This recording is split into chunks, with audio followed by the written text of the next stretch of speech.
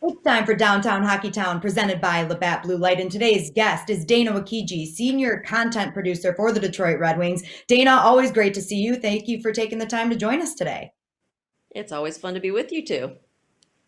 Yes, it's great to have you, like I said, and we've got a lot to talk about today. The lottery is in the books. The Red Wings are picking fourth.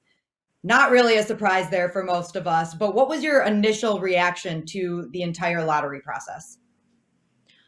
Well, if I didn't get a vote in how the whole format was supposed to go, so I wasn't totally surprised when it went down like it did because as we've seen the past few years, the Wings have gone down every single year they've been in the lottery, which is terrible, but it wasn't unexpected, especially when you looked at the odds and you saw they had a 50.6% chance of getting the fourth pick, which is way better than 18 point whatever percent they had of getting the first pick. Dana, I think what makes it so anticlimactic, and I was like you, I was really calm, and when it came down, I figured, well, what the heck, the Red Wings are fourth again. They've gone down three spots this time. Usually it's two, but this time it was three, and so the fourth pick. But isn't there something just inherently wrong if the ninth best team in the league, if this playoff thing, the way it comes out, the ninth best team in the league could actually have the number one pick? I am sure that the NHL, in their infinite wisdom, did not want that to happen.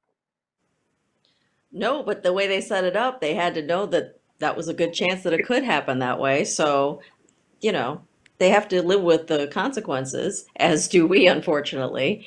But, no, I don't want to see somebody from that group getting the number one pick. But, obviously the Wings unfortunately deserved it and aren't going to get it. Let's focus on the Red Wings for a minute here. They are picking fourth. There are a lot of good players in this draft. So we know the Red Wings are still going to get a good prospect, regardless of how disappointed we are as a fan base. What direction do you see the Red Wings going in with this fourth pick? Well, as it is every year, a lot depends on the three teams that pick before them.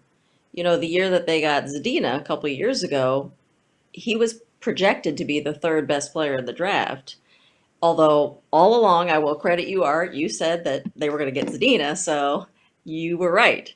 So if one of the teams ahead of them, mystery team, the Kings or the Senators, sort of goes off the board of those top three projected players, which is Lafreniere. I don't think anybody's assuming that the first team is not going to pick Lafreniere, but Byfield and Stutzla, if one of those two teams doesn't take one of those two players, then the Wings would have a chance. Otherwise, then maybe they do go Drysdale, they do go Alexander Holtz or Lucas Raymond or Cole Perfetti, one of those type of guys.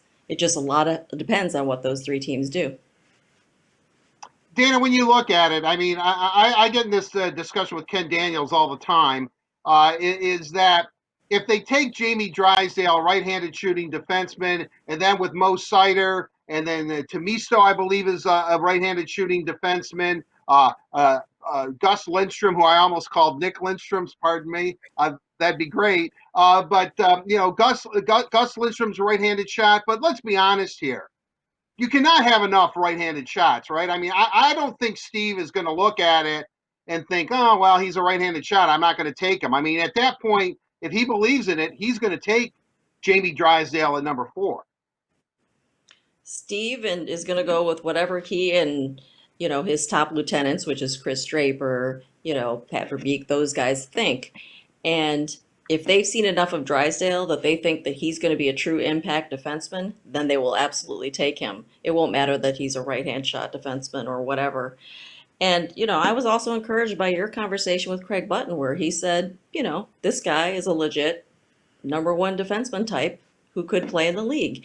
And if you look back a few years ago at Colorado, everybody was like, oh, they had the Senators pick and they fell to fourth. And they ended up with Cale Makar, who's obviously a Calder Trophy candidate.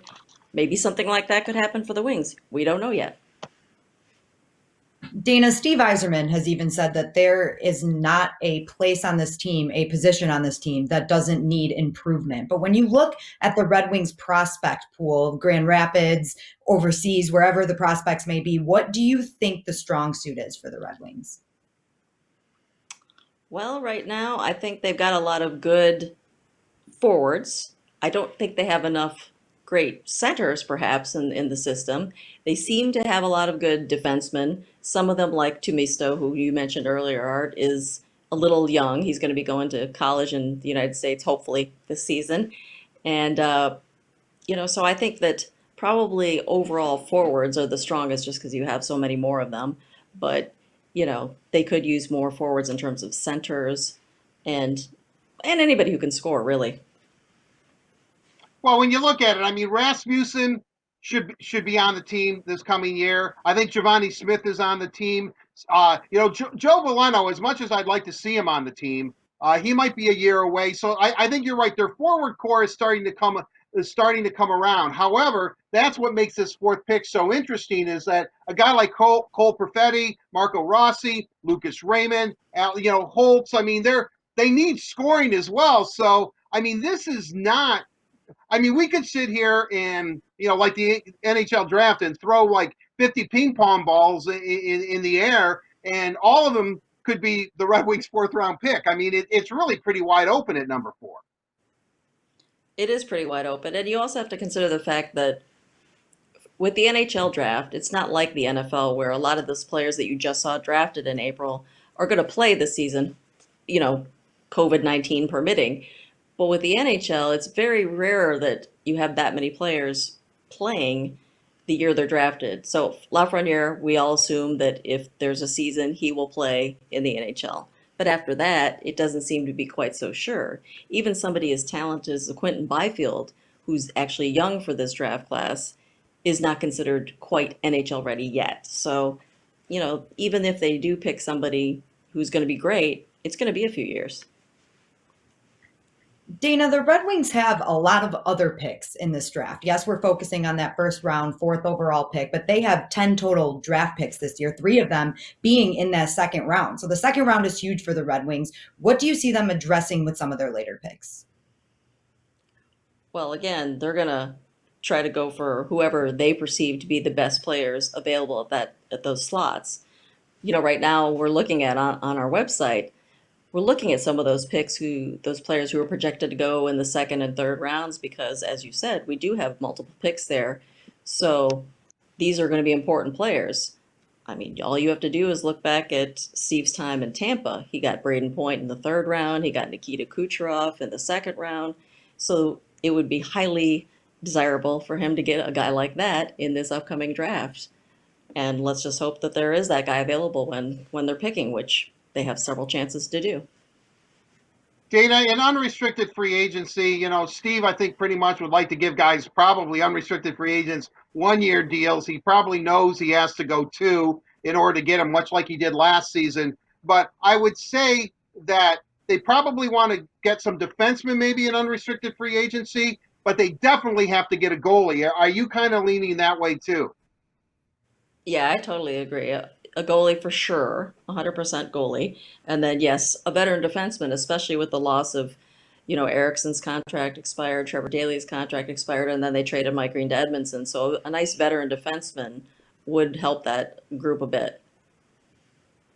My question was related to goalies still. So we're talking about picking one up in free agency, which is probably going to happen. Everyone's assuming that's going to happen. But when you look again at the current prospects that are in the system, which goalie prospect do you think is closest to being able to make the Red Wings?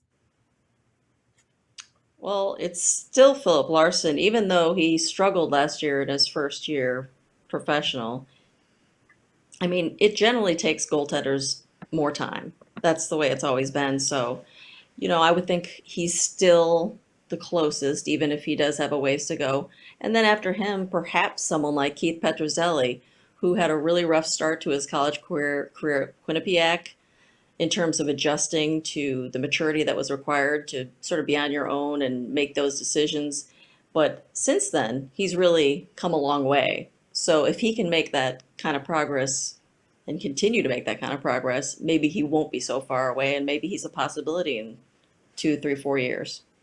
Well, Dana, let's go back to the prospects for a minute here. Let's talk about the Swedish guys that may have the chance to play, like a Lucas Raymond or an Alexander Holtz. What advantage would they have heading into the draft if they do get to play?